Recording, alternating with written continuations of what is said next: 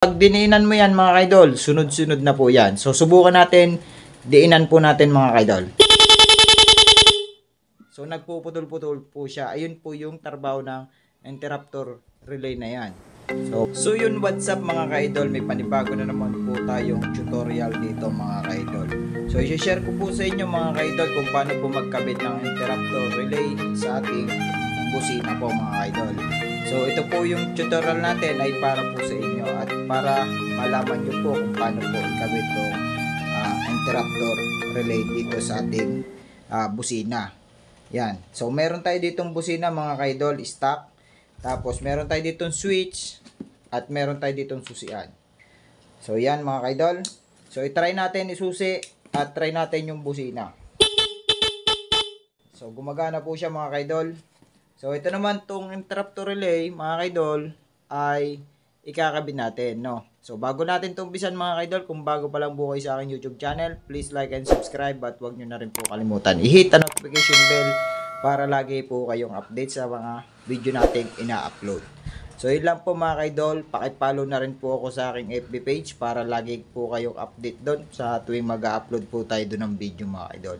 So umpisa na natin to mga kaidol, tara na po, let's go.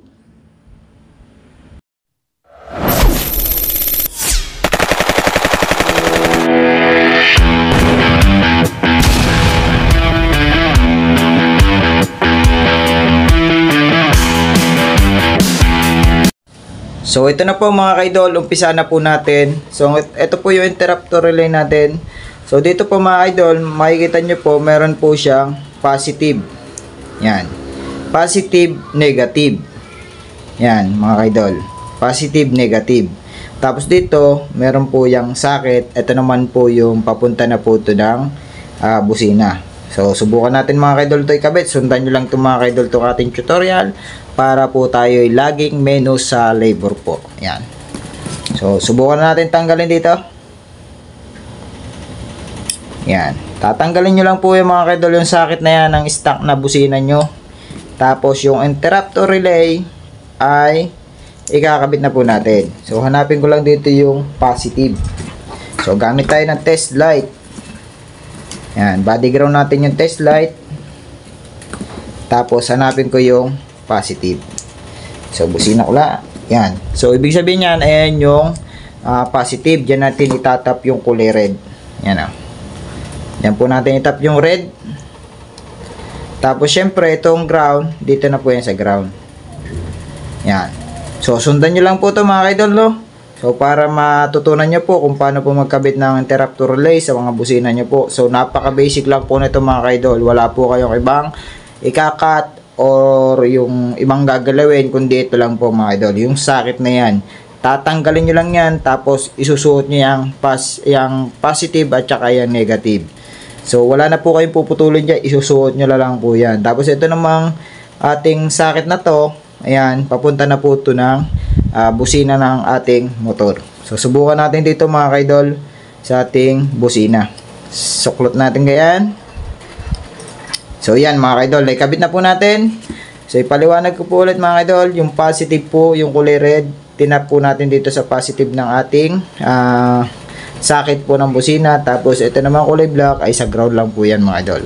Tapos yung dalawang dilaw po ay tinap na natin sa busina. Ganun lang po, napaka basic mga kaidol magkabit ng interrupter relay sa mga busina natin. So subukan na natin mga kaidol, isusi natin. Tapos susubukan natin kung gagana po yung busina. Yan, patay pala yung susi. Ganito pala, isusi natin.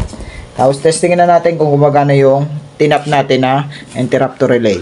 So pag pinindot mo siyang ganyan, pipip lang siya. Pero pag diniinan mo yan mga kaidol, sunod-sunod na po yan. So subukan natin, diinan po natin mga kaidol. So nagpuputol-putol po siya. Ayun po yung trabaho ng interrupter relay na yan. So pindutin ulit natin. Yan. Pwede rin naman pong pipip lang. Pipip lang, ganun lang. Oh. Pwede rin pong pagka biglaan po yung busina natin, pwede natin siyang i-diin. Ganun Ganun lang po, napaka-basic mga ka-idol, mag-tap ng interrupter relay. So, yun lang po mga ka-idol. Hanggang dito na lang yung ating video. Sana may natutunan naman po kayo sa akin sinara video. So, bago po ang lahat, kung bago pa lang po kayo sa akin YouTube channel, please like and subscribe at huwag nyo na rin po kalimutan i-hit ang notification bell para lagi po kayong update sa tuwing mag-upload tayo ng video dito. At saka pakipollow na rin po ako sa aking FB page mga idol para lagi kayong update din doon sa tuwing mag-upload tayo ng video. So yun lang po mga idol, maraming pong salamat sa pagsubaybay nyo sa mga video. So yun lang, maraming salamat. God bless po sa inyong lahat mga idol.